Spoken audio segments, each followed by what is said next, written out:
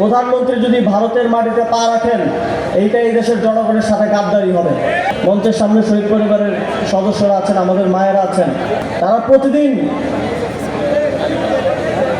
আল্লাহর কাছে দোয়া করেন যে তাদের সন্তানের হত্যার জন্য যারা দায়ী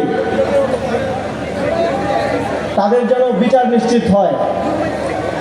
শেখ হাসিনা বাংলাদেশে ফিরলে সেই বিচার নিশ্চিত হওয়ার জন্য, সেই বিচার নিশ্চিত করার জন্য আমরা প্রস্তুত আছি ইনশাল্লাহ। আমরা ইদানিং শুনছি যে বাংলাদেশের প্রধানমন্ত্রী ভারত যাবেন।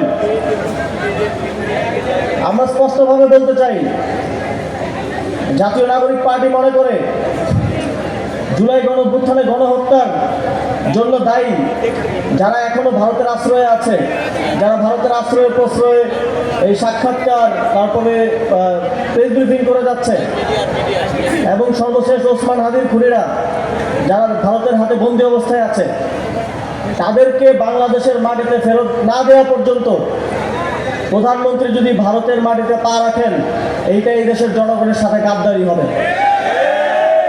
তাদেরকে আগে বাংলাদেশে ফিরিয়ে আনেন, তাদের ফাঁসির রায় কার্যকর করেন, বিচার নিশ্চিত করেন, তারপরে ভারতের সাথে সুসম্পর্ক হতে পারে।